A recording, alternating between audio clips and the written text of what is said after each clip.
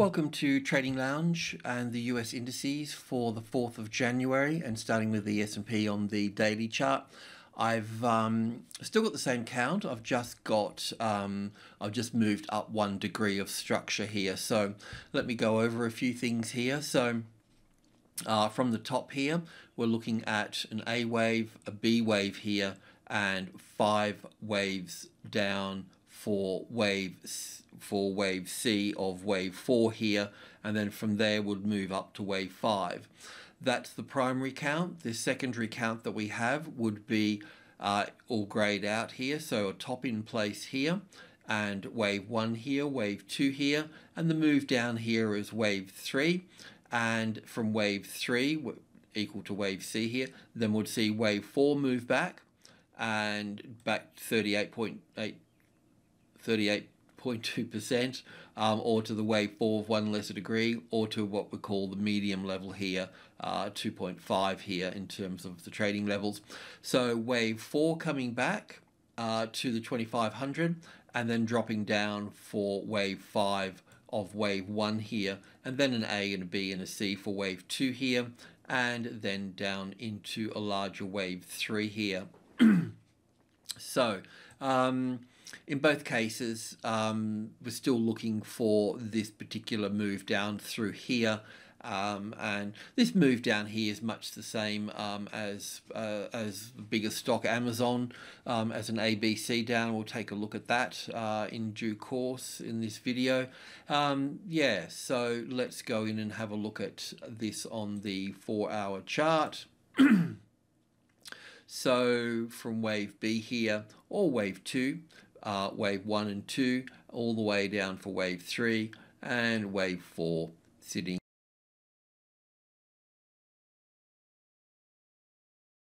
here. And we're looking for a move down into 2300 here, and yeah, so let's go into the hourly chart where we have our trades page here. So we've been just going over this here from this top here. We haven't been stopped out in this trend. We've had short trades here, and through here, and even through here. So we're holding a bit of a loss on this last one here, but we decided to hold that because we wanted to see if the 2500 here became the tested support. So we had our first high above the level, so we've put our stop up into this space here. So we'll leave it here for the time being, and we're looking at this here as an A wave, a B wave, and a C wave here. On the cash market, not the futures market, so this is a CFD here, which complies with the futures market in the off session. So we've got on the cash market the A wave here and the C wave here have equality within a few points of each other, and yeah, so that's making that there. So these highs here haven't taken out this high on the cash market, but I have to note on the Nasdaq it has. On the cash market, taking this high would be the high here on that market. So yeah, so that throws us out a little bit, but we'll talk about that a bit later. So from this low here, roughly good enough, so to here, so we can expect support to come into this market here at the 2400 area through here. Okay, I mean, it was a previous low here, little head and shoulders thing, but yeah, that's where we'll find some strong resistance in this space here. So from this high here, it hasn't actually produced the best impulse wave to the downside. I mean, if I looked at this without understanding the larger count, I would say that this move down here is a corrective move down through here. So it could still be a corrective move down into this space here, because it doesn't show a nice, it doesn't show from the top, it doesn't show a nice impulse wave down through here. I mean, even if we looked at this here as wave 1 here, ABC for wave 2 here, then down for wave 1 here, and then back for wave 2 here, well then this is coming really quite close to this high here.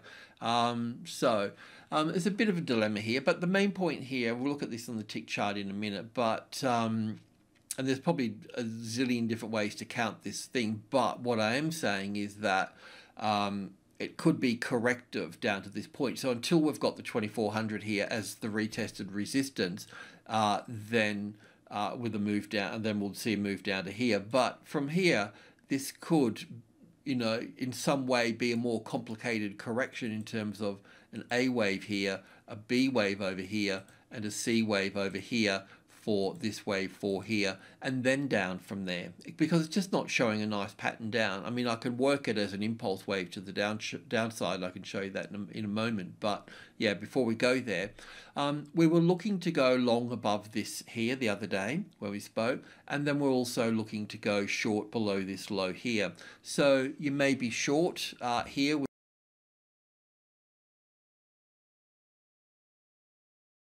with the stop still up there. You could bring, if you're short here, you could bring this stop down lower to here. But for these trades up here that we've got, I still want to leave that here for the time being. But for this one, we can match it up just above the 2500 area through here. In terms of looking at this to the downside further, just go to the 100 ticks and I have to bring in a bit more data here.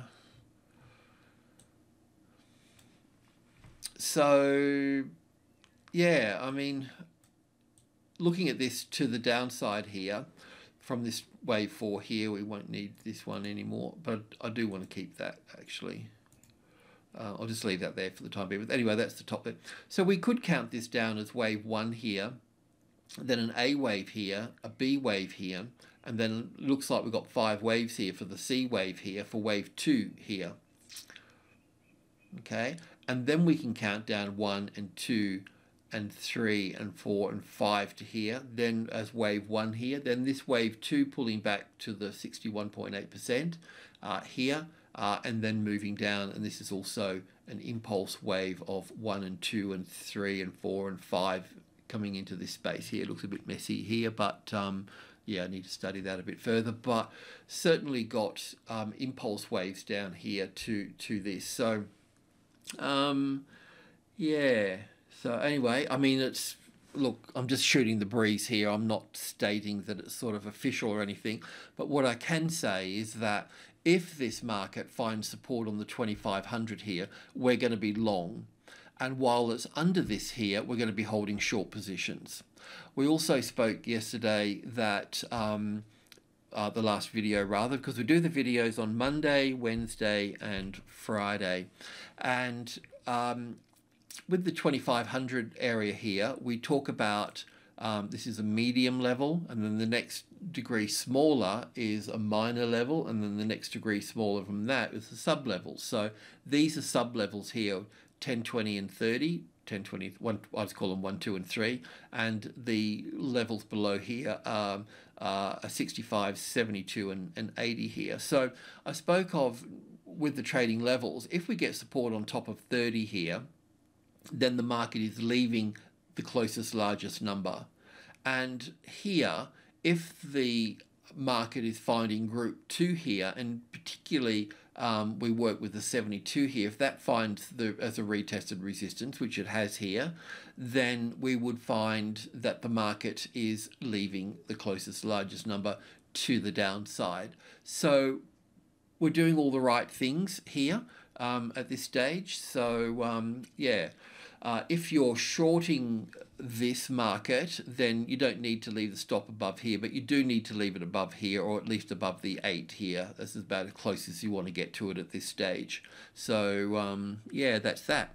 Let's have a look at Amazon, and for some strange reason, all my labeling disappeared on a few charts. I don't know why that happened, but I just woke up and that all disappeared. But this is a daily chart, so I just want to go over this a little bit. So we've got wave 1 and 2 here, and then all the way down for 3 here, and then an A and a B and a C for wave 4, and then we're looking at 5 waves down here. So very much the same as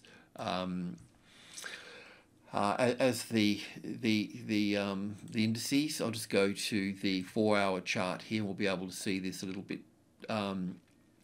easier here. So wave A and a B and a C wave here, and then we've got wave 1 down to this point here, and wave 2 back, and then we've got 1, 2, 3, 4, and 5 here for the third wave. So we're looking at this being the 4th wave to pull back up to the 4th wave of 1 lesser degree. So we're also looking for this to move down and make a new low here from this point here, and then move up from there. So if you're looking for shorting positions, then you can look for short positions. We're already short in this with a stop just above this high here anyway for this, but